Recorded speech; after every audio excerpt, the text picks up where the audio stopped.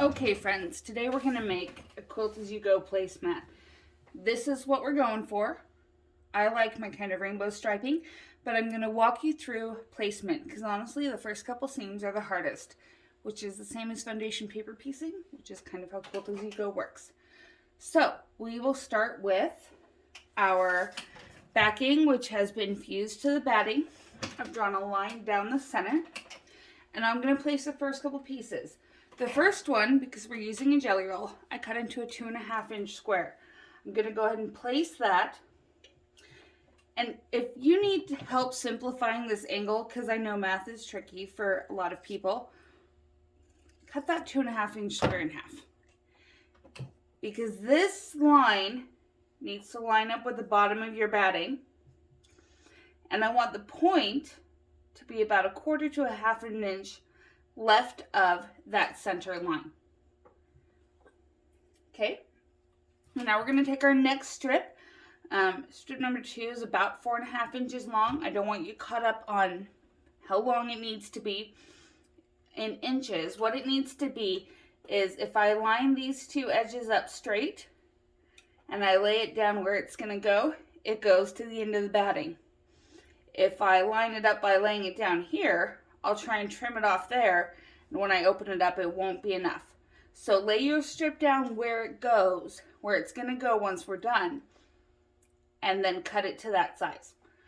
So what I'm going to do is fold this over, because things do shift. I'm going to put a pin in it, and I'm going to sew from the inside out at about 1/4 inch seam allowance. Now, the seam allowance doesn't have to be exact, but it does need to be consistent. And the reason for that is, if your seam is 1/4 inch up here and 1/2 inch down here, your strips are going to start working themselves at a different angle. And then we're not going to be able to keep this straight line down the center. So I'll just go ahead and stitch off to the end. I did do a little back stitch when I started, because this is the quilting. I need to lock that stitch in place. Now I'll just flip that over, come on over here, and press it. All right, now we're on to piece number 3. Again, I'm going to lay it where it's going to go and make sure it's long enough to cover the edge of the batting here. Then I'm going to flip that over so that this is lined up and this is lined up. Put a pin in it. And this time, I am going to sew from the outside in. And that is because my seam guide for 1/4 inch is right here. So in order to be able to see my seam guide and keep that seam accurate, I need to be able to see that. And so I will be flipping which direction I sew from every time. Back stitch at the end instead of the beginning, because again, we're in the center of our placemat. Trim the threads and press.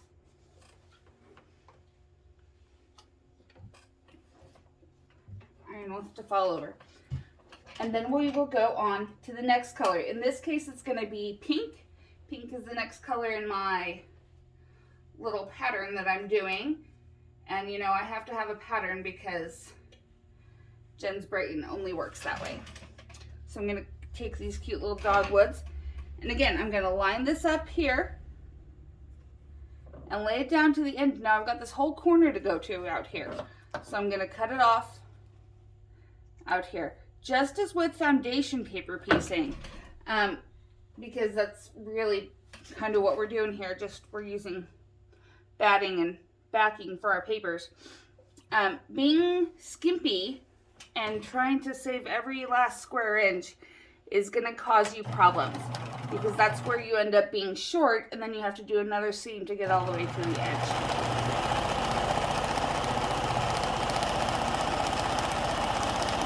Okay, then we sew right off to the edge.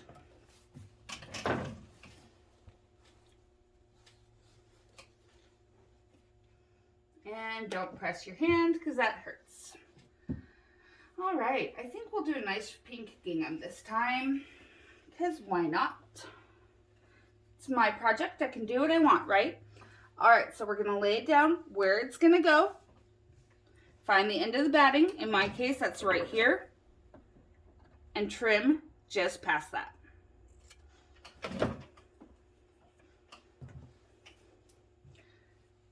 So this is where it's gonna go. I'm gonna flip it over. Again, line this edge up so that this is straight and this is straight. Okay, and this time again, I'm gonna go from the outside in.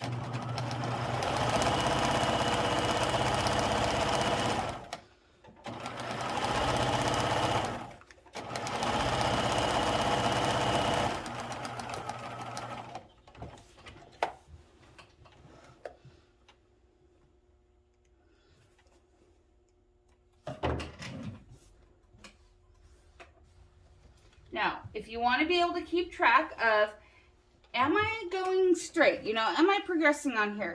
Here's my center line. It's really hard to see because all my pens are dying.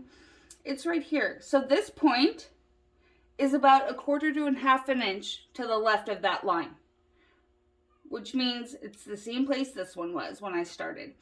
And that's what I want, because what that means is it's not going to work when you place the right hand strip. You always check after you've pressed down a left hand strip over here. But that's a way to check where you're going and whether or not you're proceeding straight. Now, if you're not too worried about straight, that doesn't matter to you so much, great. One less thing to worry about. All right, now we're into blue. I think we'll do some blue polka dots. I like blue polka dots. The selvage doesn't count because selvage isn't fabric. In case you haven't heard me say that before, let me say it again for the people in the back. Selvage is not fabric. It's woven differently. I mean, okay guys, it's made out of the same material, yada, yada, yada. I know technically it is a type of fabric.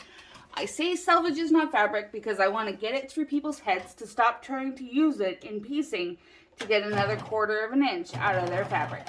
It shrinks it a different way than the rest of the fabric. So if you include the selvage in your piecing, it's not going to finish the way you want it to.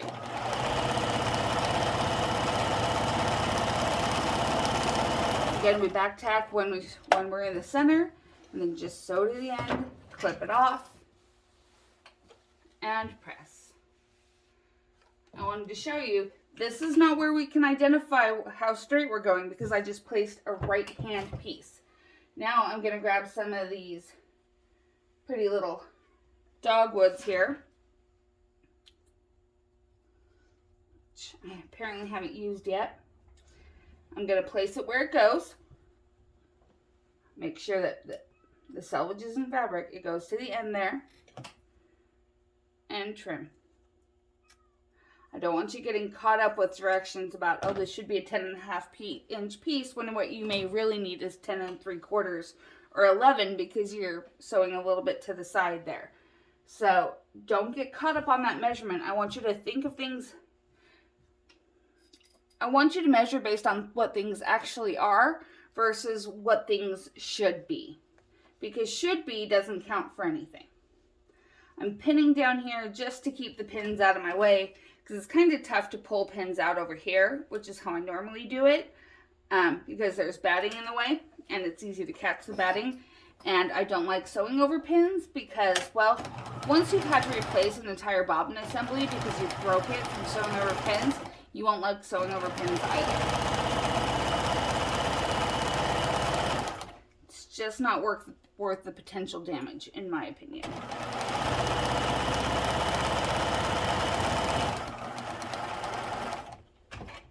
All right, I want to show you something I did here and how to adjust it. So my top seam right here, or I shouldn't say seam. Press this over and then I'll show you. I want you to see how I cut that at a weird little angle? What I did is made sure this went up to this point. So now when I'm going to be placing my next strip, what color am I doing next? Looks like we're going green. I think we shall do some green strawberries. Again, place it where it goes. Cut off your piece. Do try and cut straight, because uneven cuts can make things difficult. But I want to show you. I'm going to line it up with this straight line. And then just try and imagine what that should be. And I'll use the end of the top jelly roll strip as my straight edge, because it is the straightest edge from what I have there. So if you find yourself getting a little off that way, use the new piece as your straight edge, because it's going to be straighter than what you sewed.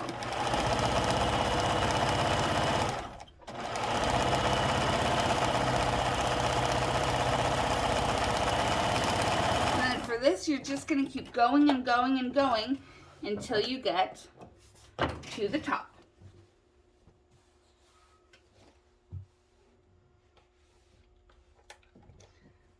I've made them several times. I find that I can make about, I shouldn't say about, I've done the same amount every time.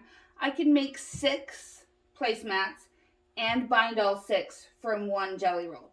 So that's a good amount of,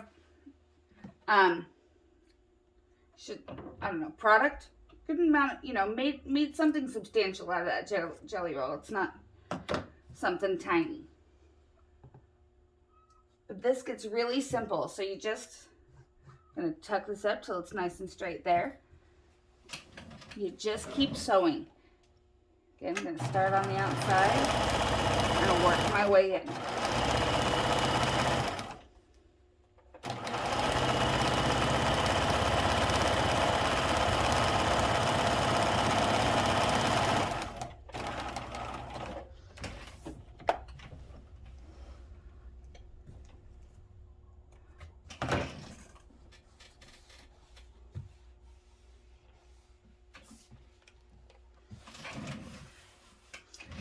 But see, they come along nice and quick. It doesn't take all day to make these. They come along, especially if you have your materials laid out and ready to go. So I'm going to do this gray over here. And I think that I will do... Nope. We will do this one. When you're slightly neurotic like I am, you have to make a plan, because patterns need to have a place. And one thing that's really fun about this jelly roll I'm using, this one is Sunday Stroll, by Bonnie and Camille. I don't have any duplicate strips because this was a big fabric line. It came with the 40 different SKUs. And so I have a lot of different choices to work with. That being said, I've made some of these where there were only 18 different fabrics within that fabric line, and so I had a lot more repetition, and so sometimes patterns would touch, and that was okay because that was my only option. But where this one I have lots to go with, I can't let patterns touch. It'll make me crazy because I'm neurotic. All right, let's add some pink little flowers over here on a gray background. And you can totally make this completely scrappy, guys. It's only me that thinks they need to go in kind of like a pattern with 2 blues, 2 greens, 2 grays, etc. That's just my brain having to make, what do I call it? I have to invent systems, even if a system's not necessary. I function really well with systems, and so I invent systems. So feel free to go out